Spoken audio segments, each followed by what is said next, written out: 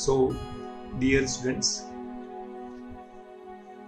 आज हम पढ़ेंगे एनोमलस बिहेवियर ऑफ वाटर। क्या पढ़ेंगे? Anomalous behaviour of water. वैसे आप सबको ये तो मालूम रहेगा कि हमेशा जब कभी भी वाटर को आप हीट करेंगे देन वाटर विल एक्सपांड और उसका वॉल्यूम बढ़ेगा।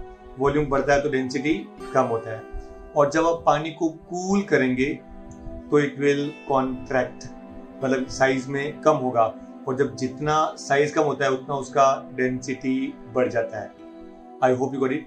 एक चीज आपको याद रखना है, आप वाटर को हीट करेंगे, आप जब पानी को गर्म करेंगे तो वो एक्सपांड होता है, मतलब उसका वॉल्यूम बढ़ेगा। जब उसका वॉल्यूम बढ़ेगा तो डेंसिटी कम होता है, because volume and density are inversely proportional. ये बात आपको याद रखना है कि अगर वॉल्यूम बढ़ेगा तो डेंसिटी कम होता है, और अगर वॉल्यूम कम हुआ तो डेंसिटी बढ़ेगा। ये बात आपको हमेशा याद रखनी है। Is that clear? ओके, क्योंकि mass remain constant. So once again, अगर मैंने बोला कि आपने पानी को गर्म किया तो पानी जब गर्म करेंगे तो एक्सपांड होगा मतलब उसका वॉल्यूम बढ़ेगा, और जब उसका वॉल्यूम बढ़ेगा तो डेंसिटी कम होता है। Is that clear? अगर आपने पानी को ठंडा किया तो उसका वॉल्यूम कम होगा, वॉल्यूम कम हुआ तो डेंसिटी बढ़ेगा। ये बातें आपको याद रखनी है और ये हमेशा एप्लीकेबल है। अभी वाटर जो है वो केवल ये एक ही लो मतलब कि ओबे नहीं करता है, उसकी एक important property, the most important property, actually यही वजह है कि ओशन के अंदर इवन दो पानी का टेम्परेचर 0 डिग्री सेल्सियस चला जाता है, उससे भी कम चला जाता है, इसके बावजूद भी फिश कैन सर्वाइव। जो फिश है वो नीचे सर्वाइव कर सकती है इसके बावजूद, बिकॉज 0 डिग्री में क्या होता है, ऊपर ओशन के ऊपर पूरा पानी रहेगा, मतलब पूरा आइस रहेगा, और वो आइस होने के बाद में भी आप देखेंगे कि नीचे की तरफ जो पानी का टेम्परेचर है वो ऑलमोस्ट 3 to 4 डिग्री सेल्सियस रहता है, एंड फिश कैन सर्वाइव, जबकि ऊपर पूरा आपको बर्फ मिलेगा ओशन के सरफेस के ऊपर। तो ये मेन रीजन है, because of anomalous behaviour of water. अगर ओशन का पानी के सरफेस है उस पे आइस रहेगा, इसके बावजूद भी नीचे का जो पानी रहेगा वो 4 डिग्री सेल्सियस तक जा सकता है, और वहां पे fish can survive. I hope you got it. तो ये बात आपको याद रखनी है। ये एक्चुअली कैसा है कि सपोज फॉर एग्जांपल आप मान लीजिए स्टार्टिंग में पानी का टेम्परेचर है 10 डिग्री, आपने और कम किया तो 9, 8, 7, 6, तो जैसे जैसे आपको मालूम है कि जैसे जैसे पानी का टेम्परेचर कम होगा उसका डेंसिटी बढ़ेगा। आई रिपीट, जैसे जैसे पानी का टेम्परेचर कम होगा तो वो कॉन्ट्रैक्ट होगा, और जब कॉन्ट्रैक्ट होगा तो उसका डेंसिटी बढ़ेगा। और नीचे लेके हो 6, 5, 4, वो 4 डिग्री पे जब आप लेके आएंगे तो आप ऑब्जर्व करेंगे, लुक एट दिस वन, जब आप 4 डिग्री पे लेके आएंगे, ये 10 डिग्री था, आप जब जब उसका टेम्परेचर कम किया वैसे वैसे देखो, कैन यू सी, तो वॉल्यूम भी कम हुआ, और कम किया और वॉल्यूम कम हुआ, और कम किया और वॉल्यूम कम हुआ। लेकिन look at this one, at 4 degree Celsius, suppose the volume is minimum. सबसे कम वॉल्यूम कब रहेगा? जब उसका टेम्परेचर रहेगा 4 डिग्री सेल्सियस। अगर आपने टेम्परेचर और भी कम किया, मतलब जब आप 3 डिग्री पे करेंगे तो can you see the volume हल्का सा बढ़ रहा है, 2 डिग्री पे और वॉल्यूम बढ़ गया, 1 डिग्री पे और बढ़ गया, और 0 डिग्री पे जब व्हेन टेम्परेचर इज 0 डिग्री तो वॉल्यूम और बढ़ गया। कहने मतलब ये हुआ कि वाटर के अंदर when you decrease the temperature of water from 10 to 4 तो वॉल्यूम कीप ऑन डिक्रीजिंग, लेकिन 4 डिग्री से वापस जब 0 पे टेम्परेचर कम होगा तो उसका वॉल्यूम बढ़ेगा, and this property is called as anomalous behaviour of water. I hope you got it. I repeat, अब उसको उल्टा बोलो कि जब वो 0 डिग्री सेल्सियस पे था, अब हम बोलते हैं कि जैसे जैसे उसका टेम्परेचर बढ़ता है वैसे वैसे वॉल्यूम तो बढ़ना चाहिए, ये अपना नॉर्मल रूल है। लेकिन यहाँ पे कैसा है कि जब 0 डिग्री से आप बढ़ेंगे, आगे बढ़ेंगे, जब आप टेम्परेचर बढ़ रहा है तो वॉल्यूम बढ़ना चाहिए, लेकिन बिकॉज ऑफ एनोमलस बिहेवियर 0 से 4 के बीच में जैसे जैसे आपका टेम्परेचर बढ़ेगा वैसे वैसे वैसे वैसे उसका वॉल्यूम कीप ऑन डिक्रीजिंग। लेकिन ये कब तक होगा? Only up to 4 degree. मतलब ये 0 से 4 वाला जो सिस्टम है वो वाटर का बाकी लिक्विड से एकदम हटके है। Therefore this behaviour is called as anomalous behaviour of water. हाँ, उसके बाद में जब 4 डिग्री के बाद में जब आप टेम्परेचर बढ़ाएंगे तो ऑब्वियसली उसका वॉल्यूम बढ़ेगा, एंड जैसे जैसे टेम्परेचर बढ़ेगा वैसे वैसे उसका वॉल्यूम भी बढ़ता रहेगा। लेकिन ये अलग जो नेचर है वो कहाँ पे शो करता है? 0 से 4 डिग्री। कहाँ शो करता है? 0 से 4 degree. And therefore this is called as anomalous behaviour of water. So क्या बोलेंगे? Anomalous behaviour of water. I hope you got it. Now अभी कैसा हुआ? You can explain this by an apparatus. उसका नाम है Hope's apparatus. तो the question is, what is the Hope's apparatus? Please try to understand. Hope's apparatus क्या था? See, it consists of a cylindrical container. आपके पास में एक cylindrical container है। इस cylindrical container के एकदम मिडल पे आपने एक फ्लैट कंटेनर रखा, cylindrical मतलब उसके चारों तरफ ही छोटे सिलेंडर के बाहर एक बड़ा सा डिस्क जैसा रख दिया आपने। वो फ्लैट सरफेस है लेकिन वो सर्कुलर है, मतलब सिलिंड्रिकल ही है। और यहाँ पे आपने क्या डाल दिया? फ्रीजिंग मिक्सचर डाल दिया। क्या डाला? Freezing mixture. अच्छा, ये फ्रीजिंग मिक्सचर क्या होता है? अगर आपने आइस लिया और आइस के अंदर आपने सॉल्ट ऐड किया तो it is called as freezing mixture. मतलब उससे क्या होता है कि वो बाहर का जो टेम्परेचर एनर्जी है उसको एब्जॉर्ब नहीं करता है, and temperature almost remain same. ये तो आपको मालूम रहेगा। कुल्फी वाला, मटका कुल्फी वाला, जब वो बाहर आता है तो देखो उसके एक बड़ा सा मटका रहता है, उसमें कुल्फी थोड़ी रहेगी, लेकिन उसके अंदर क्या होता है? वो आइस डालता है और उसमें बड़े बड़े जो अपना सॉल्ट है, जो नमक है, उसके टुकड़े रहते हैं। तो मेनली क्या करता है कि बिकॉज ऑफ आप आइस के अंदर वो नमक के टुकड़े डालेंगे ना, तो क्या होता है कि जो आइस है it doesn't absorb heat from outside, and therefore temperature is always maintained at 0 degree Celsius. I hope you got it. I mean to say here, इसको बोलते हैं freezing mixture. I hope you got it. आप नमक ले लो, नमक के अंदर आप आइस डाल दो या आइस के अंदर आप नमक डाल दो, एक ही बात है। तो उसमें क्या होगा कि जो आइस है वो हीट एब्जॉर्ब नहीं करता है और उसको बोलते हैं फ्रीजिंग मिक्सचर। मतलब वो इतना जल्दी मेल्ट नहीं होता है। I hope you got it. उसको क्या बोलते हैं? Freezing mixture. अब इंपॉर्टेंट थिंग, ये आपने बीकर लिया, छोटा वाला बीकर लिया। इस छोटे वाले बीकर के अंदर what you will observe that इसके अंदर हमने इसको पानी भर दिया, और मान लो पानी का टेम्परेचर है 10 डिग्री सेल्सियस या 12 डिग्री सेल्सियस, जो भी रहेगा। ये इसका टेम्परेचर है कितना? 12 डिग्री सेल्सियस और 10 डिग्री सेल्सियस। ये इसका ये ग्राफ देखो, ये आपका ग्राफ है टेम्परेचर और ये आपका टाइम। Is that clear? तो स्टार्टिंग में आपने ऑब्जर्व किया कि उसका टेम्परेचर था मान लो 12 डिग्री सेल्सियस। कितना था? 12 डिग्री सेल्सियस। एग्री? अब आपने जैसे यहाँ पे फ्रीजिंग मिक्सचर डाला और ये अंदर के पानी के साथ में कांटेक्ट में आएगा, तो ऑब्वियसली पानी का टेम्परेचर कम होना शुरू करेगा, क्योंकि ये फ्रीजिंग मिक्सचर का टेम्परेचर है 0 और अंदर पानी का टेम्परेचर है 12 डिग्री सेल्सियस। आप समझिए, तो जो पानी है वो हीट एब्जॉर्ब करेगा फ्रीजिंग मिक्सचर से। तो जैसे वो हीट एब्जॉर्ब करेगा तो क्या होगा? उसका टेम्परेचर कम होना शुरू हो जाएगा।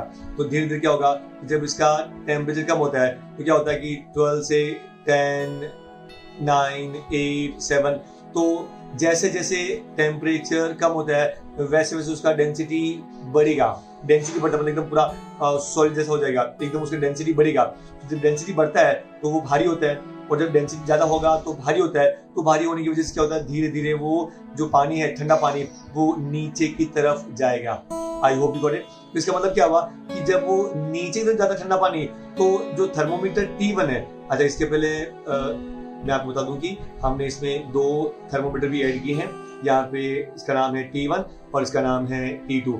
ऊपर वाले पानी का टेम्परेचर मेजर करने के लिए T2 है और नीचे वाले का टेम्परेचर मेजर करने के लिए T1 है। Is that clear? अच्छा वापस देखो, आपने इसमें फ्रीजिंग मिक्सचर डाला, उसका टेम्परेचर है 0 डिग्री सेल्सियस, पानी का टेम्परेचर है 12 डिग्री सेल्सियस। तो जैसे ही जो मिडिल वाला पोर्शन है जहाँ पे आपने फ्रीजिंग मिक्सचर डाला, तो वो वाला पानी सबसे पहले हीट एब्जॉर्ब करेगा, अब उसका जो टेम्परेचर कम हो जाएगा। तो जब उसका टेम्परेचर कम होता है तो हमेशा इट गोज डाउन, क्योंकि भारी चीज हमेशा नीचे की तरफ जाती है एंड देयरफॉर वो ठंडा पानी नीचे की तरफ जाएगा।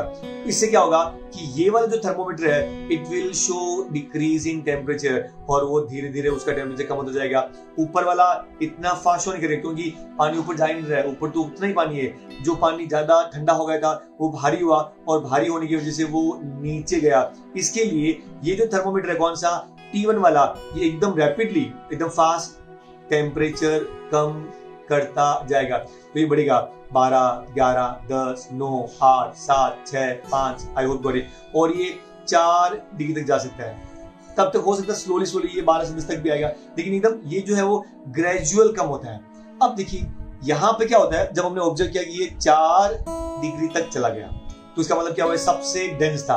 अब धीरे धीरे क्या हुआ, जैसे ही अब उसका 4 डिग्री बढ़ा, अब क्या होता है कि और उसका जब टेम्परेचर कम हुआ तो क्या होता है, वापस वो एक्सपांड होता है, वापस वो एक्सपांड हो गया है। अब क्या होगा कि अब जैसे ही 4 डिग्री गया ना, बहुत फास्ट जो ऊपर के टेम्परेचर है उसका जो टेम्परेचर है थर्मोमीटर है उसका टेम्परेचर बहुत कम होना शुरू हो जाता है, बहुत ही फास्ट। मतलब it now reaches to 4 degree Celsius very very fast, क्योंकि ये 4 जाने के बाद में इसका वॉल्यूम सबसे कम हो गया।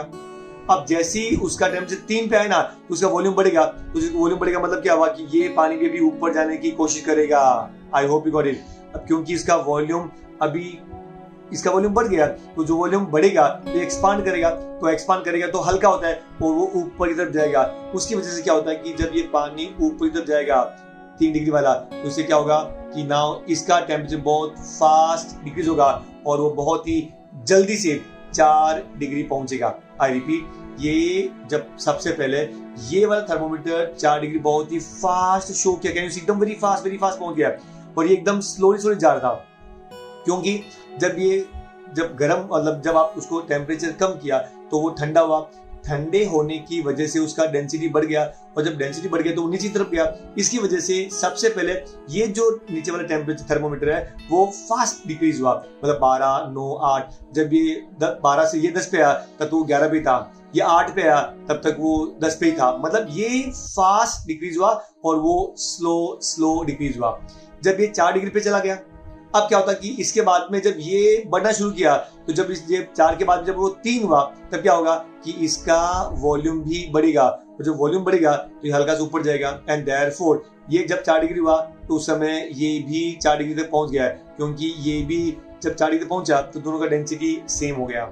उसके बाद में जब सेम हो गया, अब क्या होगा कि जब उसके 3 पे गया, जब ये 3 पे जाएगा तो 3 पे जाएगा क्या होता है, उसका वॉल्यूम बढ़ेगा, और वॉल्यूम बढ़ने की वजह से वो ऊपर की तरफ जाएगा। क्यों वॉल्यूम बढ़ेगा मतलब क्या, डेंसिटी कम हुआ, इसलिए वो हल्का हो जाएगा, और हल्का होने की वजह से क्या होगा कि वो पानी ऊपर की तरफ जाएगा। इसीलिए अब क्या, जब ऊपर वाला थर्मोमीटर जो है वो 3, 2, 1, 0 पे बहुत फास्ट जाएगा, क्योंकि 4 के बाद में पानी हल्का होता है, उसका डेंसिटी ज्यादा हो रहा है, और कम हो रहा है, और उसका वॉल्यूम बढ़ रहा है। तो जो वॉल्यूम बढ़ेगा तो वो हल्का होगा तो वो ऊपर जाएगा, और इसके लिए 4 डिग्री के बाद में ये जो थर्मोमीटर है वो जल्दी फास्ट जाएगा, 4, 3, 2, 1 in this way, and therefore we observe that this has gone 0 degree, इस पे पहले अचीव करेगा, और उसके बाद में ये स्लोली 0 डिग्री अचीव करेगा।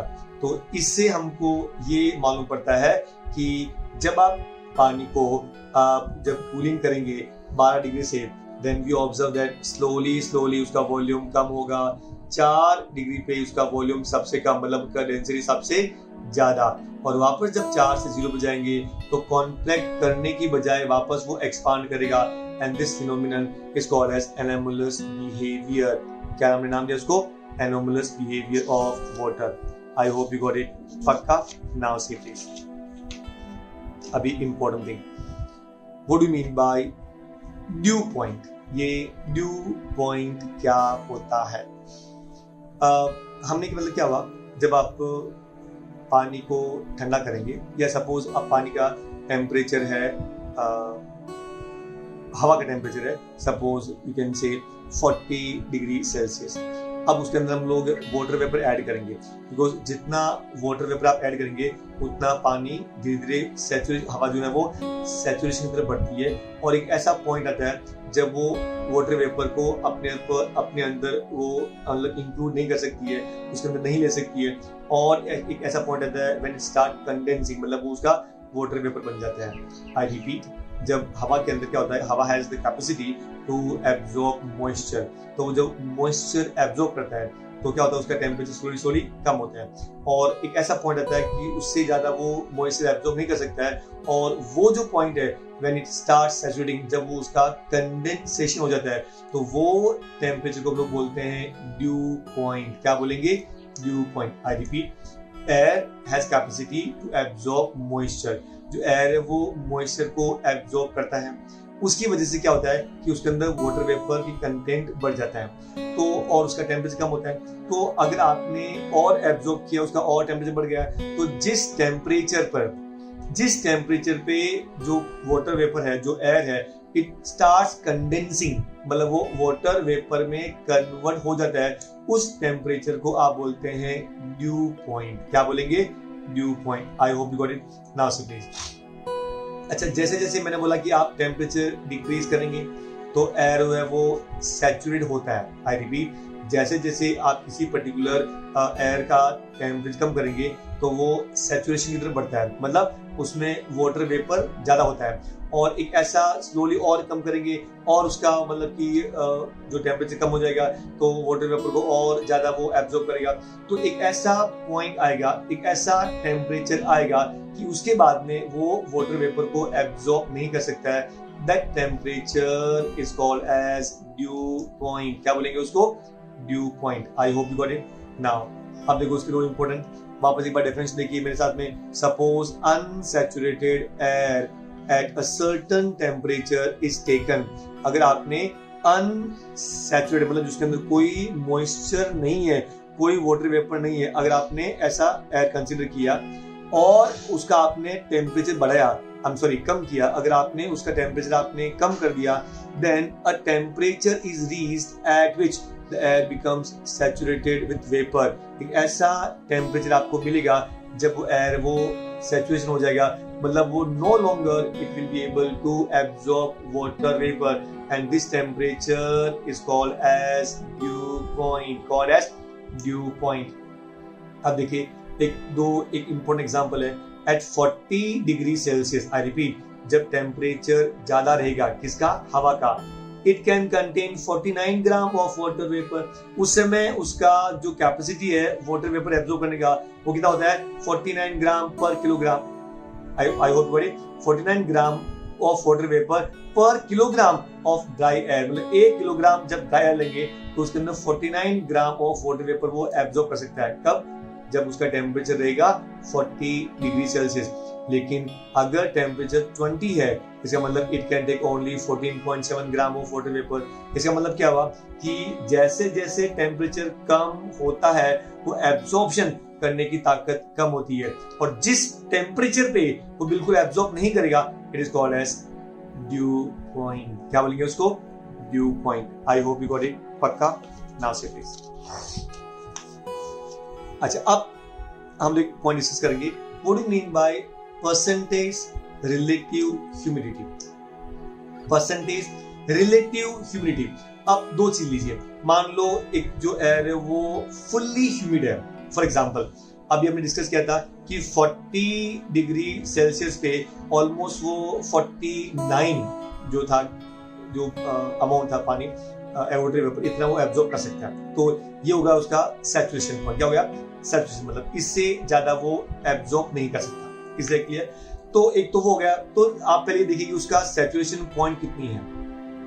दूसरी बात कि एट ए गिवन मोमेंट वो कितना उसके अंदर मास ऑफ वाटर वेपर है, तो वो आप जब डिवाइड करेंगे, मतलब कितना मास ऑफ वाटर वेपर है और डिवाइड बाय कितना मास चाहिए सैचुरेशन के लिए, इनटू 100 करेंगे तो आपको परसेंटेज रिलेटिव ह्यूमिडिटी मिलेगा। आई होप यू गॉट इट। एक सिंपल एग्जांपल है, आप एक दिन में 10 घंटे काम कर सकते हैं, ये आपकी कैपेसिटी है। आपने 5 घंटे काम किया, इसका मतलब क्या हुआ? अभी तक आपने केवल 50% यूटिलाइज किया है। आर यू गेटिंग मी ना? इसका मतलब क्या हुआ? आपकी कैपेसिटी कितनी हुई? 50%। एक आदमी दिन में 12 घंटा काम कर सकता है, और अगर मान लो वो केवल 6 घंटे काम कर रहा है, इसका मतलब वो अपनी कैपेसिटी का केवल 50% यूज कर रहा है। Are you getting me? तो कहने का मतलब ये हुआ कि सपोज अगर एयर है, ड्राई एयर है, वो सपोज 20 ग्राम एब्जॉर्ब कर सकती है। कितना कर सकती है? 20 ग्राम। लेकिन एट ए गिवन मोमेंट मान लो उसके अंदर 5 ग्राम ही है वाटर वेपर। इसका मतलब क्या हुआ? 5/20 into 100, मतलब केवल 25% ही उसका कैपेसिटी है।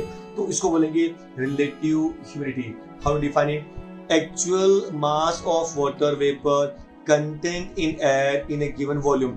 अभी हवा के अंदर कितना मास ऑफ वाटर वेपर है divide by mass of water vapour needed to make the air saturated. मतलब कितना मास है वो सैचुरेटेड हो जाता है, multiply by 100 will give you relative humidity.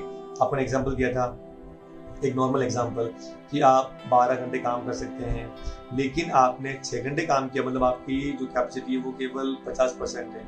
I hope got it. Similarly suppose मैंने एक एग्जांपल दिया कि सैचुरेशन होने के लिए मान लो आपको 20 ग्राम वाटर वेपर चाहिए और एयर के अंदर केवल 10 ग्राम अभी प्रेजेंट है। इसका मतलब relative percentage, relative humidity is 50%। I hope you got it. पक्का? नाउ समझ। Relative humidity at the due point is 100%। क्योंकि ड्यू पॉइंट में क्या होता है? एक वो टेम्परेचर होता है जब आप वापस कोई भी उसके अंदर वाटर वेपर ऐड नहीं कर सकते। तो कुछ भी ऐड नहीं कर सकते, मतलब वो ऑलरेडी सैचुरेशन पॉइंट पर है। तो जितना आपको 40 ग्राम चाहिए सैचुरेशन के लिए, उसमें 40 ग्राम है, तो 40/40 100% हो गया ना। Are you getting me? पक्का समझा आपको?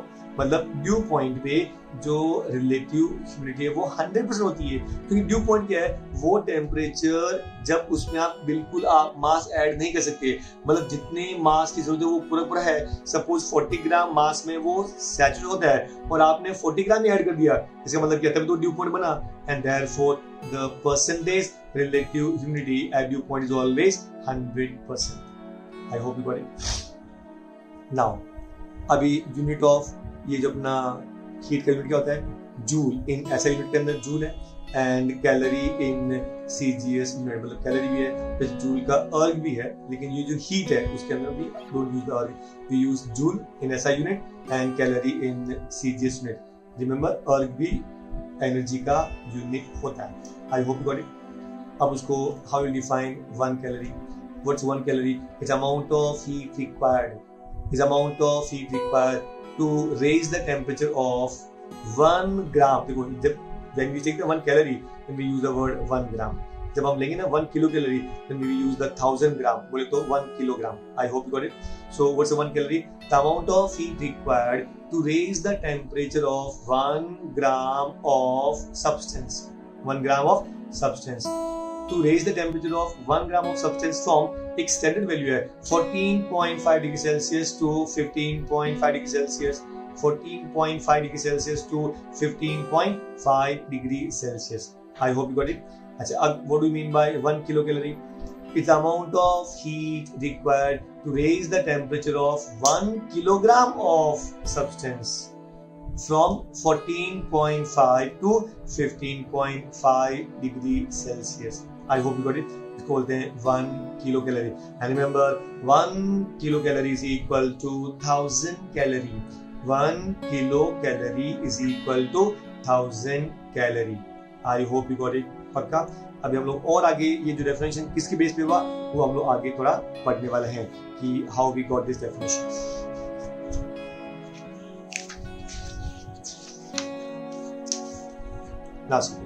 अभी what do you mean by specific heat? ये बहुत इंपॉर्टेंट है। what do you mean by specific heat? हमारे लिए specific heat जरूरी भी क्यों है और ये भी जरा देखो कि हमारे जो specific heat है हम लोग किस लिए, कौन सी चीज के लिए हम लोग यूज करते हैं। Are you getting me?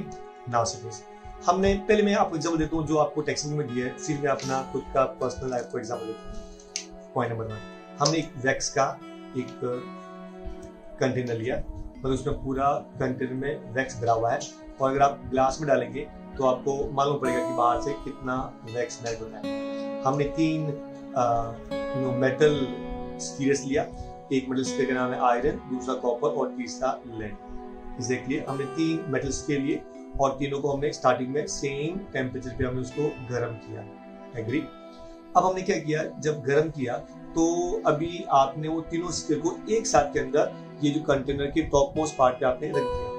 अब क्या होगा कि आयरन जो गर्म होगा तो iron will absorb heat at the same time it will give out heat. लेकिन आयरन जो की हीट एब्जॉर्ब ज्यादा करेगा, तो जब वो वैक्स से हीट ज्यादा एब्जॉर्ब करेगा तो वो ज्यादा हीट भी बाहर देगा और उसकी वजह से जो बाहर का वैक्स है वो मेल्ट हो जाएगा। कॉपर में वो कम एब्जॉर्ब करता है तो कम हीट डोनेट करेगा या बाहर देगा, और जो लेड है वो आप एकदम कम हीट एब्जॉर्ब करता है तो मेरी बहुत कम हीट बाहर देता है। इसका मतलब क्या हुआ कि जो आयरन है वो जब आप उसको हीट देते ना वो बहुत जल्दी हीट एब्जॉर्ब करता है। इसका मतलब ये होता है कि वो बहुत हीट जल्दी गिव आउट भी करता है, मतलब वो बाहर भी ज्यादा हीट देता है। उसकी वजह से जो आयरन स्फीयर था उसका वैक्स, वहां से जो वैक्स है वो ज्यादा मेल्ट हुआ, and therefore the depth of iron is more as compare to copper and as compare to lead. I repeat, iron है उसका capacity to absorb heat is more, therefore to emit heat is also more. तो जब वो heat ज्यादा बाहर emit करेगा तो definitely जो वैक्स है वो ज्यादा मेल्ट होगा, एंड वी ऑब्जर्व दैट कि जो आयरन है उसने सबसे ज्यादा जो वैक्स है उसको मेल्ट किया एंड वो सबसे नीचे पहुंच गया।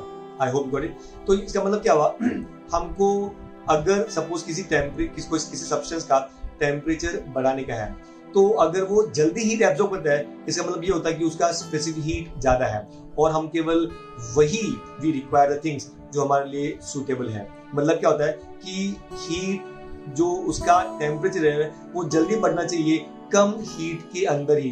कम हीट के अंदर ज्यादा कब बढ़ेगा, जब वो ज्यादा एब्जॉर्ब करेगा। फॉर एग्जांपल आपने हीट दिया, उसने एब्जॉर्ब कर लिया तो जल्दी से टेम्परेचर बढ़ गया। तो हमको एक्चुअली कभी कभी ऐसी चीज की जरूरत पड़ती है जो कम हीट देने के बाद में भी आपको ज्यादा टेम्परेचर बढ़ाए, और उसकी बहुत सख्त जरूरत है। फॉर एग्जाम्पल मैं एकदम कॉमन एग्जाम्पल देता हूँ। 3 लोग हैं, सपोज 3 लोग हैं और 3 से गर्ल्स है, सीता, गीता और रीता। अभी क्या हुआ कि उनको एक टास्क दिया था, भाई आपको खाना बनाना है। अब आपको तो मालूम है कि बड़ी बड़ी सिटीज में आजकल कहाँ मतलब कि गर्ल्स को टाइम मिलता है या कहाँ मौका मिलता है खाना बनाने के लिए। इवन वो लोग किचन में आजकल जाते ही नहीं है और देखते हैं कि जब मदर वगैरह हैं और घर में कोई बड़े लोग हैं तो वो बना लेंगे, क्योंकि उनका मेन काम है भाई आप पढ़ाई करो। और इस पढ़ाई के चक्कर में क्या होता है कि उनको ये भी नहीं मालूम होता कि किचन में जो अपना जो पैन है, जो तवा है, वो किसका बना हुआ होता है। अभी एग्जांपल देता हूँ, इट्स सिंपली अ जोक है, please don't take it seriously. अभी जैसे एक दिन जब सीता की जो मदर है वो कभी एक बार बाहर गई थी, तो उन्होंने बोला बेटा कि खाना बनाने का। अब सीता जाती है किचन के अंदर और देखते हैं कि अभी जो पैन है, जो तवा है, वो किसका बना होता है। तो उनको नहीं मालूम होता है कि एक्चुअली तवा किसका है। तो वो उनको मिलता नहीं है, तो बाहर मार्केट जाती है तो उसको इतना मालूम है कि उसको ब्लैक कलर का ऐसा गोल गोल पैन जैसा रहता है। तो जाती है और बाहर एक वुडन का एक पैन लेकर आती है ब्लैक कलर का, और वो वुडन का ब्लैक कलर का जो पैन है वो आके उसने गैस पर रखा और उसने गैस चालू किया, और जैसे रोटी बेलने के बाद में तवा पर रखा और देखा कि आधा घंटा होगा, 1 घंटा हुआ कि वो तो रोटी गर्म ही नहीं हो रही है एंड वो हार गई। अभी सीन चेंज। अभी गीता आती है, गीता की मदर भी बाहर जाती है, उसको बोलती है कि भाई आप खाना बनाना है। तो वो भी उसको घर पे तवा मिलता नहीं है, वो बाहर जाती है तो उसने देखा कहीं तो मार्बल का ब्लैक कलर का दिखा, तो बोला कि शायद यही हो सकता है कि तवा होता है। तो वो मार्बल का लेके आती है और मालूम पड़ता है कि उसको एक रोटी सेकने के लिए उसको आधा घंटा लग गया। अभी रीता का नंबर आता है और वो बाहर जाती है, सेम भी वापस इस बार वो आयरन का तवा लेके आती है और उसका 1 मिनट के अंदर ही रोटी सीखता है। अब देखिए, तीनों गर्ल्स ने सेम अमाउंट ऑफ हीट दिया, लेकिन सीता की रोटी 1 घंटे में नहीं पकी, रीता की रोटी आधे घंटे में भी नहीं पकी, गीता की, और रीता की तो 1 मिनट में पक गई।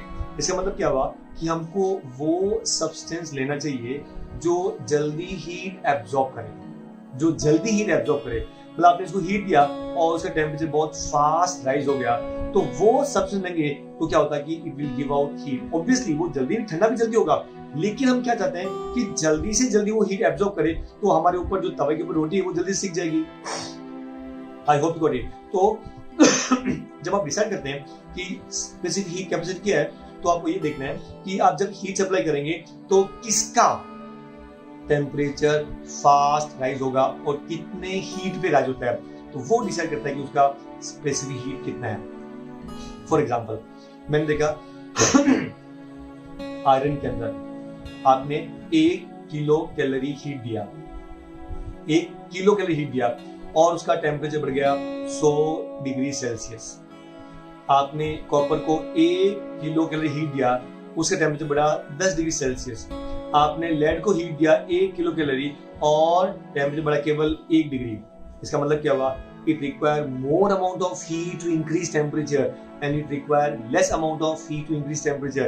इसके लिए स्पेसिफिक हीट जो है वो आयरन का सबसे ज्यादा रहेगा इन तीनों में से। I hope you got it। तो what do you mean by specific heat?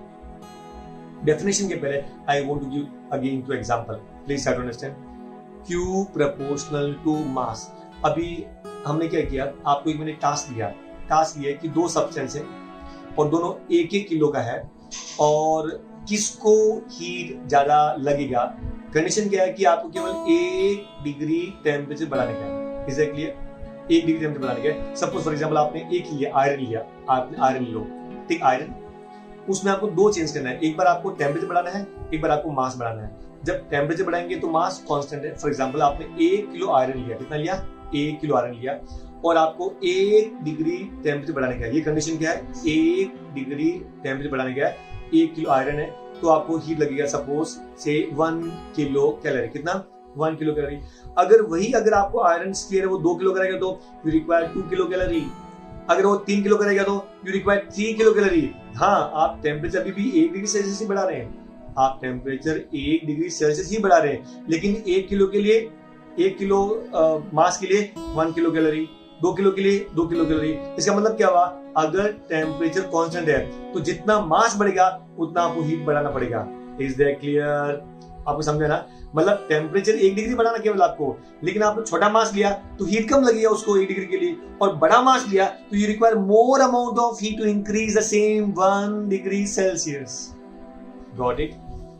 अभी दूसरा कंडीशन, इस बार मास कांस्टेंट है, मतलब आपके पास में 1 किलो का आयरन है। अगर आपको 1 डिग्री बढ़ाना है तो हीट कम लगेगा, 2 डिग्री बढ़ाना है हीट ज्यादा लगेगा, 3 डिग्री बढ़ाना है हीट और भी ज्यादा लगेगा। आपको समझा? तो can we say the amount of heat supplied is directly proportional to mass and the heat supplied is directly proportional to temperature, rising temperature, and therefore उसको आप कंबाइन करो। Hence we can say Q proportional to mass into rising temperature। You know that whenever there is a proportional sign, it should be replaced by a constant। Therefore, Q equal to M into C into delta T। I hope you got it। And therefore, ये हो गया आपका Q equal to M into C into delta T। तो आप specific कैसे define करेंगे? तो C का वैल्यू क्या होगा? C is equal to Q upon M into delta T। ये हो गया आपका C का वैल्यू। लेकिन आपको याद है जब हम लोग when we defined, तो हम लोग ये जो डिनोमिनेटर है उसको हम लोग 1 करते हैं। सो इसे late m is equal to 1, m equal to 1 and delta t is equal to 1। मतलब आपका मास भी 1 यूनिट है और चेंज इन टेम्परेचर भी 1 यूनिट है, तो आपको C क्या मिलेगा? तो C is equal to Q। तो उसको कैसे डिफाइन करेंगे? Hence specific heat is defined as amount of heat required। क्यों? मतलब amount of heat required to raise the temperature of unit mass of substance। मास कितना होना चाहिए? 1। to raise the temperature of unit mass of substance by 1 degree Celsius। Change in temperature कितना था? 1 degree Celsius. मास कितना था? Unit.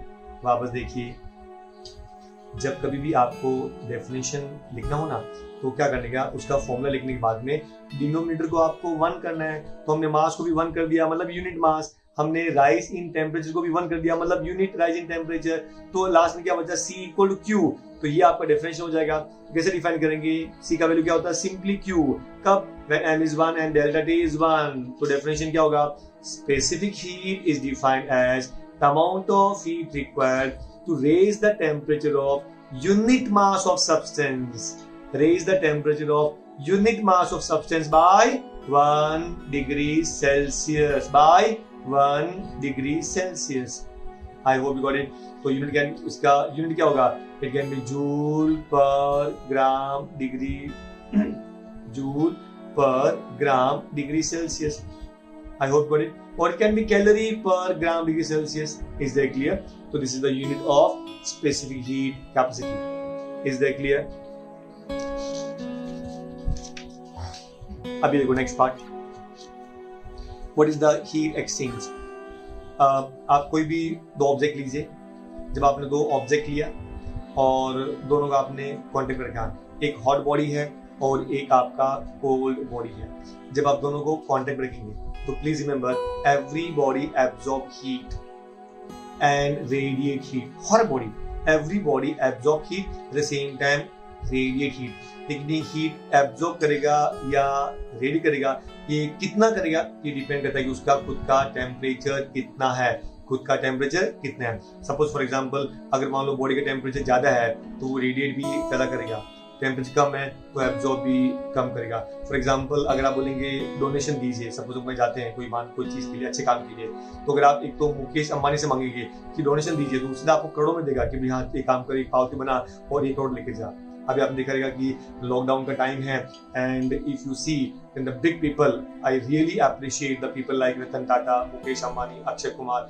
Literally I am very fond of this people. बहुत अच्छे इंसान है जिन्होंने देश के हित के लिए बहुत बड़ा काम किया and I salute this people. So remember just वही एग्जांपल है. अगर जिनके पास में ज्यादा पैसा तो वो ज्यादा डोनेट करेंगे, जिनके पास में कम पैसा वो कम पैसा देंगे. फॉर एग्जांपल अगर हम जैसे लोगों के पास में आएंगे भी आप डोनेशन दीजिए तो उनको 100 रुपए देंगे, 500 रुपए देंगे, बहुत हो गए, उससे ज्यादा पॉसिबल नहीं है. लेकिन if you go to these people, Tata, Ratan Tata, like Anil, sorry Mukesh Ambani, Akshay Kumar, like these people, तो डेफिनेटली वो ज्यादा अमाउंट में भी देंगे. तो आई रिपीट, अगर बॉडी का टेम्परेचर ज्यादा तो heat amount radiate will be more. अगर टेम्परेचर कम है तो वो रेडिएट भी कम करेगा. Is that clear? लेकिन अगर दो बॉडी कांटेक्ट में है तो आपस में हीट एक्सचेंज करेगा और वो हीट एक्सचेंज चलता रहेगा जब तक उन दोनों का टेम्परेचर सेम नहीं होता है. तब तक एक का टेम्परेचर कम होगा और दूसरे का बढ़ता रहेगा. लेकिन जैसे ही दोनों का टेम्परेचर सेम होगा हीट एक्सचेंज चालू रहेगा, लेकिन न तो उसका टेम्परेचर बढ़ेगा न उसका कम होगा. आई होप यू गॉट इट. मतलब कोई भी दो बॉडी आपस में कांटेक्ट में रहेगा, एक का टेम्परेचर ज्यादा दूसरे का कम, तो जिसका टेम्परेचर ज्यादा है वो उसको हीट ज्यादा देगा और इसे हीट कम लेगा. और ये चलता रहेगा. मतलब इसके पास टेम्परेचर ज्यादा तो हीट बहुत ज्यादा देगा उसको और इससे कम लेगा. तो स्लोली क्या होता है, इसका टेम्परेचर कम होता है और इसका बढ़ता है. ये कब तक चलेगा? जब तक दोनों का टेम्परेचर सेम नहीं हो जाता. उसको बोलेंगे heat exchange. I hope you got it. पक्का सीख. And what is measurement of specific heat by calorimeter experiment? Very simple. Take a calorimeter, एक कॉपर कंटेनर, उसमें एक पानी रहता है, नॉर्मल पानी लगा दीजिए. अब आप एक हॉट स्फीयर ले लो और उसको गर्म करके और उसको उस कैलोरीमीटर में डाल दीजिए, पानी में डाल दीजिए. तो इसमें हीट लॉस कौन करेगा? वो स्फीयर लॉस करेगा. गेन कौन करेगा? पानी और कॉपर कंटेनर. तो heat lost by sphere is equal to heat gained by copper container and water. I hope you got it. I repeat, what this calorimeter experiment is that आपने एक copper container लिया, उसके अंदर आपने पानी डाला और आपने गर्म करके स्फीयर लिया, हॉट स्फीयर, उसको आपने उसमें पानी में डाल दीजिए. तो इसमें हीट लॉस कौन करा ज्यादा? Heat is lost by copper, I mean this sphere, और गेन कौन करेगा? पानी as well as container. So heat lost by sphere is equal to sum of the heat absorbed by water and heat absorbed by copper container. I hope you got it. Pakka? कोई doubt?